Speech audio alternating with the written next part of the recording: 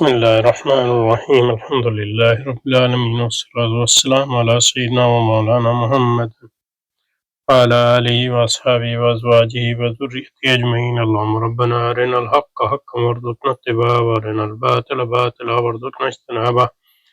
اللهم أرنا حقائق الأشياء كما هي ربنا زدنا علما وعملا وإخلاصا يا رب العالمين.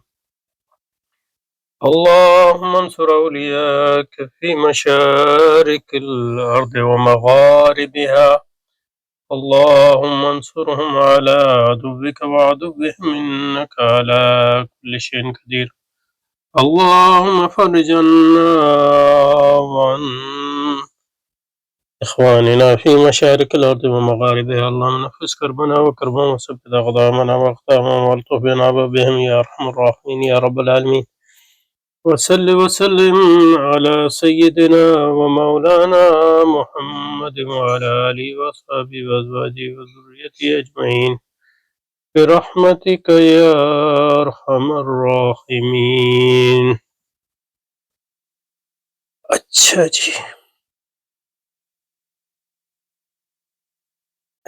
جی معین الفلسفہ کا مطالعہ جاری رکھتے ہیں. یہاں پہ رکے ہیں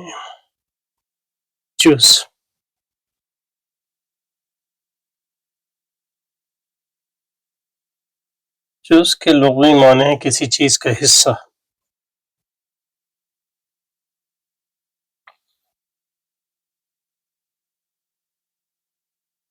کسی چیز کو جز اسی وقت کہیں گے جب کسی دوسری چیز جس کا وہ حصہ ہو اس کی نسبت سے اس پہ بات کریں. اجزاء کی دو تقسیمیں ہیں. یہ جو تقسیم اجزاء کی نہیں ہے، یہ تقسیم اشیاء کی ہے، یا اجزاء بھی کہہ سکتے ہیں ان کو، کیونکہ ہر چیز جو ہے دوسری چیز کا جز ہو سکتی ہے. اجزاء ترکیبیہ اور اجزاء تحلیلیہ.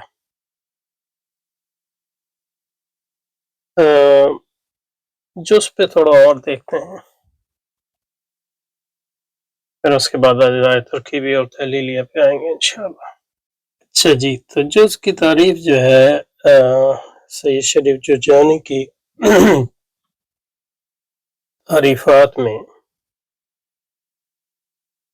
ہے کہ الجز لکھا ہے لیکن یہ جز ہونا چاہیے بالضم والسکون فی اللغات. اس کو فارسی میں اور اردو میں پارا کر گئی. جز وہ چیز ہے ما یترکب الشیء منہ، جس سے چیز جو ہے مرکب ہوتی ہے. ومن غیرہ جز وہ چیز ہے جس سے اور اس کے غیر سے. تو ایک جز سے تو کوئی چیز مرکب نہیں ہو سکتی، مطلب یہ ہے کہ اس میں دوسری چیزیں بھی شامل ہوتی ہیں یا دوسرے اجزاء بھی شامل ہوتے ہیں. یہ ہے جز کی تعریف، اور میرا خیال ہے یہ وہی تعریف تھی جو حضرت نے کی تھی. اچھا جی، اس کے بعد جز لا یتجزا، وہ جز جو اس کے مزید اجزاء نہیں ہوتے، اس کو یہ ایٹم کہتے ہیں یہ لوگ. یہ ابھی ہم پڑھ رہے نہیں ہیں لیکن اس میں ہے تو اس کو دیکھ لیتے ہیں، یہ آگے آئے گا. جز جو ہے وہ جوہر ہے، ذو وضع لا يقبل الانقسام اصلا، لا بحسب الخارج لا بحسب الوهم او الفرض العقلی. یہ ان کا دعویٰ ہے. ایسے کیسے ہو سکتا ہے کہ مطلب یہ ہے کہ وہم اور فرض عقلی میں انقسام تقسیم نہ کرتا ہوں، انلیس جو ہے عقل جو ہے یہ وہم میں جو چیز ناممکن ہوتی ہے وہ صرف وہی ہوتی ہے جو متضاد ہو. متضاد بھی نہیں یعنی تناقض ہو جس میں. بہرحال یہ متکلمین کا یہ ہے. مذہب اس میں، اس کا دین سے تعلق نہیں، لیکن دینی معاملات میں انہوں نے دینی معاملات کو اس نظریے کے ذریعے انہوں نے اس کی توجیہ کی تھی۔ اس میں فرق کرنا چاہیے، دین ایک چیز ہے، اس کی توجیہ وہ ایک انسانی عمل ہے۔ تو یہ ایٹمزم جو ہے یہ یونانیوں کے ہاں مذہب تھا، یہ ارسطو کا مذہب نہیں ہے، لیکن یہ ارسطو سے پہلے جو لوگ تھے ایٹمسٹ جن کو کہتے تھے ان کا مذہب۔ بہرحال جز وہ ہے، یہ جز لا یتجزا وہ ہے جو تقسیم قبول نہیں کرتا، نہ خارج میں ان کے نزدیک نہ عقل میں، اور اجسام جو ہیں اس کے افراد سے، یعنی وہ افراد فرد، یعنی اس کے ممبرز جب ایک دوسرے سے ملتے ہیں تو اس سے جسم بنتا ہے۔ وہ سب سے چھوٹی جی چیز جو مزید تقسیم نہیں ہوتی اس کو یہ لوگ ایٹم کہتے ہیں۔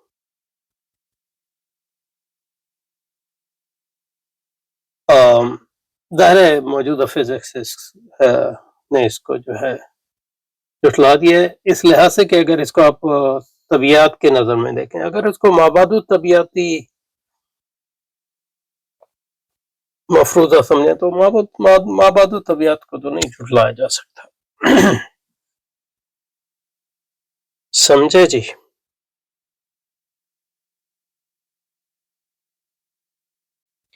اچھا جی، جزئی حقیقی اس کو بھی پڑھ لیتے ہیں۔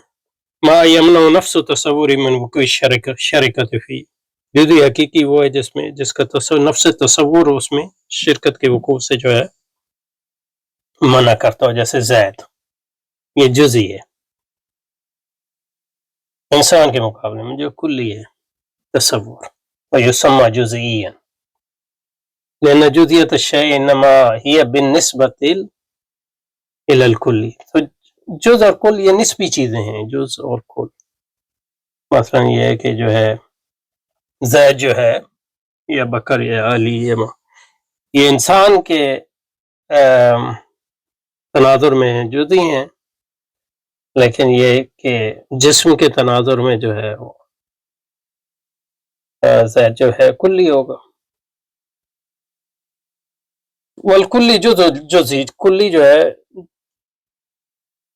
وہ جز ہوتا ہے، جزئی کا یہ صحیح نہیں لگ رہا، سمجھ میں نہیں آیا۔ فیکون منصوبا الی الجزء والمنصوب الی الجزء جزئی، جو منصوب ہوتا ہے جز کی طرف وہ جزئی کہلاتا ہے، وہ بے ازاحی اس کو کلی حقیقی، کلی حقیقی کے مقابلے میں جزئی حقیقی ہوگا۔ کلی حقیقی اور جزئی حقیقی وہ ہوگا جس کے مزید کوئی جو ہے جز نہ ہو، اور کلی حقیقی وہ ہوگا کہ جس کے اوپر کوئی کل نہ ہو۔ اب اس لیے اب جزئی اضافی ہے، جزئی اضافی یعنی اعتباری، ایک لحاظ سے ایک چیز جزئی ہوتی ہے لیکن دوسرے لحاظ سے کلی ہو سکتی ہے۔ تو جزئی الاضافی عبارت عن کل اخذ تحت العام، اس کل جزئی اضافی اس کل کو کہتے ہیں جو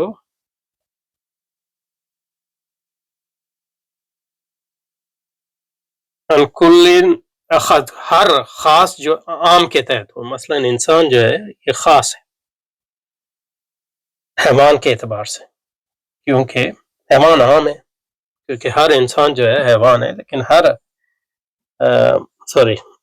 حیوان جو ہے انسان ہے، لیکن ہر انسان حیوان نہیں ہے۔ تو اس کا مطلب انسان عام ہے اور حیوان عام ہے اور انسان خاص ہے، تو یہ اس کو کہتے ہیں جزئی اضافی۔ وَيُسَمَّى ذَا بِذَلِكَ لِأَنَّ جُزِيَّتُهُ بِالْإِضَافَةِ إِلَىٰ شَيْءٍ آخر، اس کی جزئیت جو ہے حقیقی نہیں ہے بلکہ اضافی ہے، وہ جزئیت جو ہے انسان کی حیوان کے اعتبار سے، اور اس کے مقابلے میں کلی اضافی ہوتا ہے، اور کلی اضافی وہ ہے جو اس چیز سے عام ہو۔ تو حیوان جو ہے کلی اضافی ہے انسان کے مقابلے میں، لیکن پتھر کے مقابلے میں وہ جزئی ہے۔ والجزئی الاضافی عام من الجزئی الحقیقی، اور جزئی اضافی جو ہوتا ہے وہ عام ہوتا ہے جزئی حقیقی سے۔ مثلا آپ کہہ لیں کہ زید جو ہے جزئی حقیقی ہے، اگر کہہ لیں تو وہ انسان جزئی اضافی ہے، تو انسان جو ہے زید سے عام ہے۔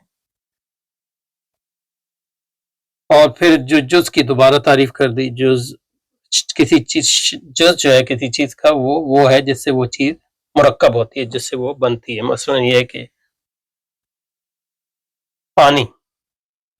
پانی بنا ہے ہائیڈروجن کے 2 ایٹم اور آکسیجن کے 1 ایٹم سے. تو پانی آکسیجن جو ہے جز ہے اور ہائیڈروجن، تو یہ 3 اجزاء ہیں. تو ان 3 آکسیجن جو ہے ایک جز ہے جس سے چیز بنتی ہے، یعنی پانی اس سے اور دوسری چیزوں سے، مثلا ہائیڈروجن سے، من ہو ومن غیر ہی. ٹھیک ہے جی. کما ان الحیوان جزء، حیوان جو ہے وہ زید کا جز ہے. حیوان ہے یا حیوانیت اس کا جز ہے. ایک اچھی مثال نہیں ہے، کیونکہ حیوان تو مطلب ایک لحاظ سے ٹھیک ہے، مطلب انسان جو ہے، اگر آپ انسان کو ڈیفائن کریں حیوان ناطق، تو حیوانیت تو اس کا جز ہے، اور نطق جو ہے اس کا جز ہے. سو حیوان زید جو ہے مرکب ہے حیوان سے اور اس کے غیر سے، اور وہ غیر کیا ہے؟ ناطق ہے. جس طرح پانی جو ہے مرکب ہے آکسیجن سے اور اس کے غیر سے، اور غیر کیا ہے؟ غیر جو ہے ہائیڈروجن ہے. وعلی ھذا تقدیر زید یکون کلا والحیوان جز. اعتبار یہ ہے، یعنی زید کے اعتبار سے جو ہے حیوان جو ہے جز ہے، لیکن انسان کے اعتبار سے حیوان جو ہے کل ہے. فإن نسب الحيوان إلى زید يكون الحيوان كل، من نسب زید إلى الحيوان يكون زید جزئی. یہ سمجھ میں آ گیا ہے. واپس چلتے ہیں حضرت کی طرف. اچھا، جز کے لغویوں نے کسی چیز کا حصہ، اس کے جمع اجزاء ہے. اجزاء کی 2 قسمیں، اجزاء ترکیبی اور اجزاء تحلیلی.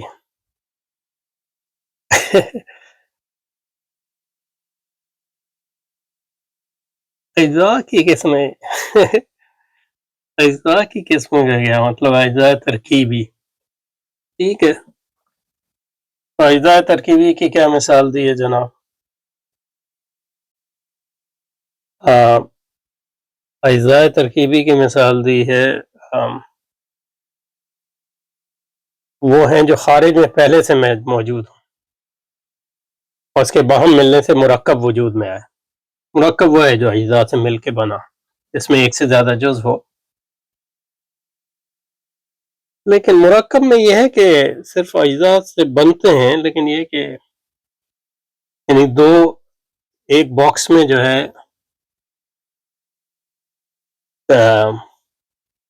10 گیندوں کو رکھتے ہیں، تو یہ کوئی مرکب تو نہیں ہے.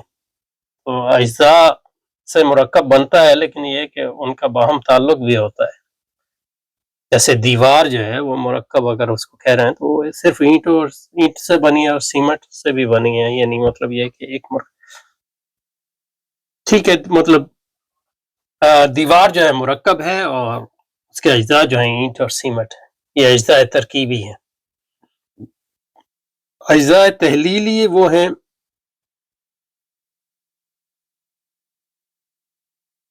جو ذہن میں مرکب کو تحلیل کرنے کے بعد وجود میں ہے. ذہن میں، خارج میں نہیں، خارج میں بھی ہو سکتے ہیں. جیسے ایک گز کپڑا یا ایک پتھر کے ذہن میں 2 4 10 اجزاء تصور کیا جائے.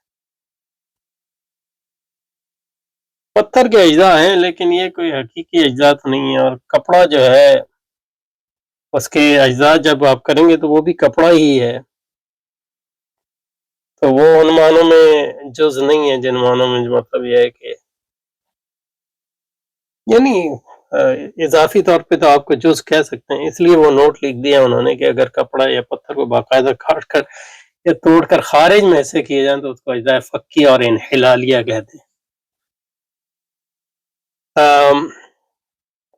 تو لیکن یہ کہ تصور واضح ہے کہ اجزاء ترکیبی وہ ہیں جن مطلب جو اجزاء ترکیبی ہیں وہ تحلیلی بھی ہو سکتے ہیں. یہ مطلب کس لحاظ سے آپ ان کو دیکھ رہے ہیں. اگر اجزاء ترکیبی وہ ہیں جس سے مرکب وجود میں آتا ہے، جب مرکب وجود میں آئے تو اس کو الگ ذہن میں الگ الگ کر لیں تو اس کے اجزاء تحلیلی ہو گئے. مطلب یہ کہ اجزاء کو دیکھیں، دیوار کے اجزاء کو اینٹ اور سیمنٹ، ٹھیک ہے، تو یہ اجزاء ترکیبی ہو گئے. لیکن یہ کہ دیوار کو دیکھیں اپنے ذہن میں اور اس کے الگ سے جو ہے اجزاء، تو وہی اجزاء جو ہیں اجزاء تحلیلی ہو گئے اس تعریف کے مطابق. جو میں نے مثال دی تھی آپ کو پانی کی، پانی جو ہے مرکب ہے، کیونکہ پانی کا جو ہر مالیکول ہے وہ بنا ہے ہائیڈروجن کے 2 ایٹم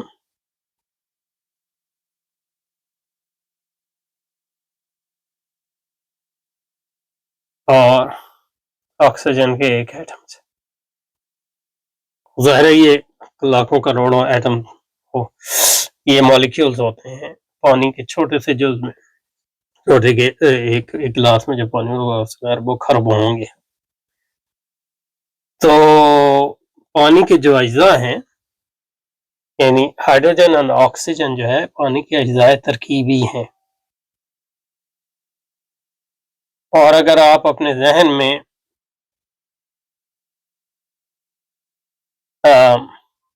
پانی کے اجزاء کو الگ کر لیں تو یہی آکسیجن اور ہائیڈروجن اس کے اجزاء تحلیلی ہو گئے. اور اگر حقیقت میں کریں، جو کہ بڑا مشکل ہے ان کو الگ کرنا، تو یعنی پانی کے اس کو الگ کرنے کے لیے آپ کو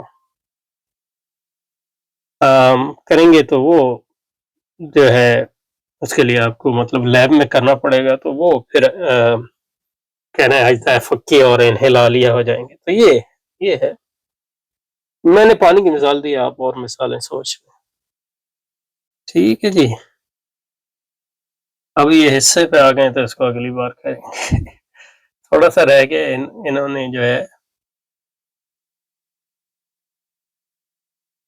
پھر جو اصل کتاب شروع ہوگی تو یہ اصطلاحات جو ہیں کوئی ترتیب سے نہیں لکھی ہیں، یہ اب یہ دوبارہ آئیں گی تو ان کے کانٹیکس میں زیادہ بہتر سمجھ میں آئیں گی. لیکن یہ کہ ٹھیک ہے، اس میں کوئی حرج نہیں ہے. دیکھتے ہیں عربی والے میں ہے، میرا خیال ہے عربی والے میں یہ انہوں نے دیے ہی نہیں. تو عربی والی جو حضرت کی کتاب ہے اس میں یہاں پہ ہے نا، اس میں آگے دیے ہی نہیں ہے. مطلب یہ ہے کہ